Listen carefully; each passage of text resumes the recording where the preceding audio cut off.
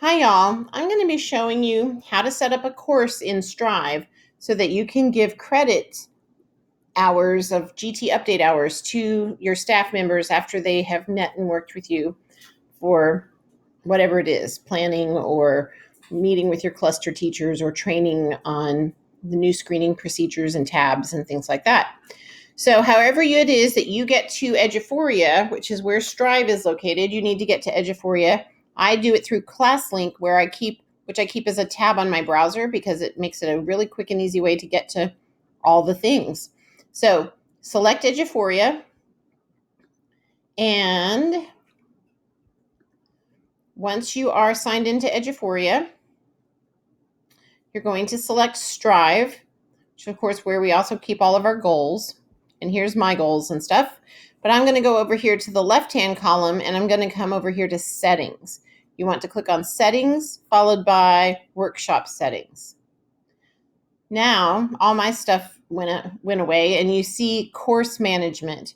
You're going to select Course Management, and you're going to scroll down here to School Courses.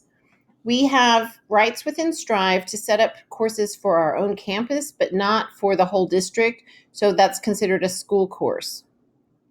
Then go straight to the bottom where it says Create School Course and click on it. When I clicked on school courses, all the ones I have, or some of the ones I have created in the past, popped up. And so over here where you have choices, it says copy existing course. In the future, you might want to just grab one that you've made in the past and make a few changes to it.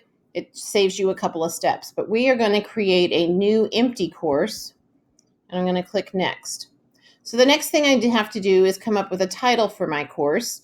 And I might say something like, here's some choices that popped up: GT Learner Accommodations Planning. So then I don't have to enter any description because that's optional, but I do need to select my campus. I'm Mockingbird, so you select your campus, go back down here to the bottom right, and click Next again. Now you need to pick the dates and times for the course. I always do this after the meeting. And so whatever meeting it is, or whatever training or anything I'm doing with teachers, I then go back after it's happened and create the course and give the credit right away, because that way I know who actually attended and things like that. So you click on the little calendar and clock. I'm going to say that this happened yesterday, which in this case is August 21st. And then you need to pick the start time. I'm going to say it started at 3:45 p.m. after school. Make sure you get PM, click set time. And then you need to do the same thing for the ending date and time. I'm going to say the same day, but that sure was not we did not stick around until 6:45. It was just an hour in this pretend class. So once you have both of those, how you need them, go back to next in the bottom right. Now it says it's been created, but you need to click the button below to edit the new course. So you still have quite a bit of work to do, of several more steps. So you have to begin editing course. And the first thing you see are these tabs. The two that you're going to use are Setup and Attendees. You don't need any of the other ones. This overview tab just gives you the information you already put in. So go to Setup, and you have two tabs, but each one has a little plus sign for some drop-down choices. Click on the plus sign by course description, and you see all of these choices. Title and description, well, that's what you already filled out, but if you want to change it or you don't like what you ended up saying, fix it right there. Session and location is also already set because we did that already too. Publication date would be the date that you would want it to pop into Eduphoria for people to register, but because this already happened, you don't need a publication date.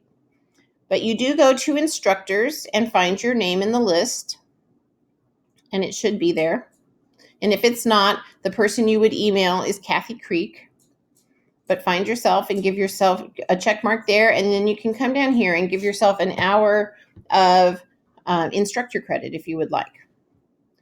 Then you're not going to do a course survey or dimensions or linked courses. So the only thing you really needed in here, unless you wanted to change the title, was the instructor business.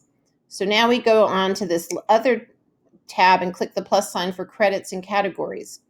This is important because this is where you select how much and which types of credit hours they can receive. So you click on course credit, and of all of these options, you're going to always pick 2, because you're always going to pick gifted and talented, and this was a 1-hour class, so I put a 1 in that box. This also counts as State Board of Education continuing education hours, so you want to click that box as well, because that applies to everybody when they have to renew their teaching certificates. So you're always going to do those 2. In this case, I'm also giving a 1 hour of flex time because my pretend class happened after school. If your class happens, or whatever it is you're giving credit for, happens during the school day, you cannot give flex credit. That only applies for times outside of our work hours. So it's either both 2 things or 3 things on this course credit tab. You do not need elective credit. That would be if you were letting teachers decide what kind of credit they wanted. But then you do want to go to course categories and click on gifted and talented services. And then you do want to go to course goals. When you click on that, what you get is the district improvement plan, and you can click goal 1 because we're delivering rigorous and relevant curriculum. Then that's all the things we need to do on the setup tab. Next, we go back up here and click on attendees. And here's where you're going to enroll each person who came to your training, your workshop, your meeting, whatever it was. So you click on enroll, and it says enter an email address or name. So I am going to say that this happened with my 3rd grade teachers, and I'm going to type in a name, like Gina Pletcher, and click the little search icon. And there she is, and it shows Mockingbird Elementary, because if it were somebody like, say, Susie Smith, and there's like 3 Susie Smiths that teach in the district, you're going to want to make sure that you select the right one. So you highlight their name, click on it, and then you click select, and she just got enrolled in my class. You go back to the enroll button, and you do that for each member of the team or all of the people who showed up to your meeting. You type in their name, you click on the search icon, you highlight their name, you click select. When you have everybody in, you go over here to this next button, the little wrench that looks like a dog bone. And you're going to scroll all the way down to the bottom, skip everything else, and click on grant all credit. The reason for that is you're just going to give them the credit. It's already happened. You know they were there. You don't need to do a survey, and you just want it to pop into their portfolios. Done deal. So you're going to click on grant all credit.